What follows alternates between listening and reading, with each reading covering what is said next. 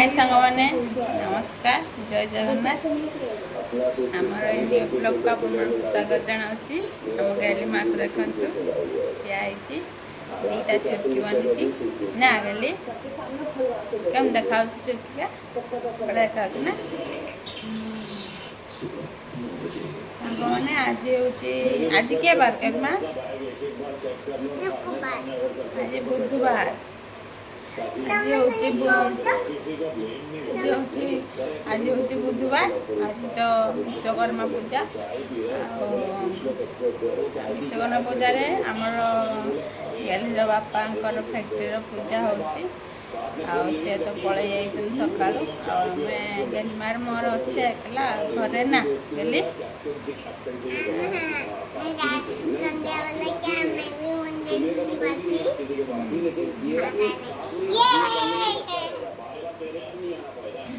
चलन सांगे आज आमर दिन सारा कौन कौन हो गैलीमार मोर एकला अच्छे एकला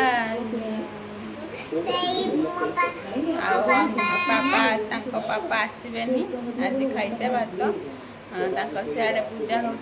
फैक्ट्री पाखे खाइबे आम एकला दिन सारा कौन कौन करुचे चलते आपको देखा भिडियो कंटिन्यू करंतु फुल वीडियो देखंतु भल लगे भिडियो भल लगे लाइक करेंगे शेयर करेंगे सब्सक्राइब करेंगे चलतु आग को बढ़ा चलो देख सांग मैंने ये आमर बिग बॉस चलती देखुचे आम रोसई चलती आज सोयाबीन आम गैलीमा कहला सोयाबीन तरकारी खाइब सोयाबीन से सोयाबीन आए आलू सिझे सोयाबीन तरकारी हम सब प्रकार परिया पकईकि घांट करने रखीदे मुझा बुट बुट डाली रखीदे बसरे घांटे पकड़ आमर तो एपटे द्वितीय घांट ना समस्त आड़े अच्छी फंडा छाड़ून यूट्यूब भाविली आज आम घांट बनईदे सोयाबीन तरकारी घांट औला औ खटा करदे कि बनईबानी आज तो साधा सांग मैंने आम हो गला सोयाबीन भजा हो गला कषा बनईदे मसला देकी देखन सांग मैंने आमर ये सोयाबीन कषा रेडी होम घांट मसला कषिकी परिबा सब देदेछि घांट सिझिब से समय आम ओटा को काटिदेवा चलतु ओ तो काटापी बहुत टाइम लगे सीझा पर्यंत ओटा काटा ओमर काटापी रखीदे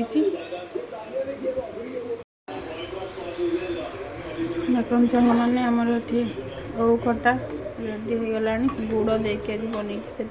कला कला देखा गुड़ देके ओ खटा बना बहुत टेस्टी लगे ये पानी मर रेडी हो गला सब भात तरकारी आम गैलीमणी को खुआईदे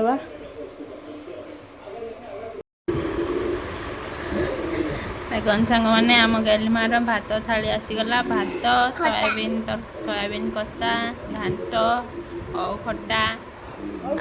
आमर गैलीमा आ कि खटा औ खटा औ खटा किस औ माने गोटे परिबा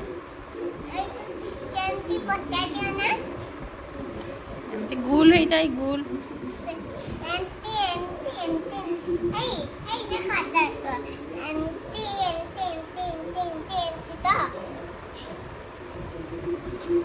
चलतु मैंने खुआईदे आम गैली खटा आ तो दुई के आसलुनि खाई था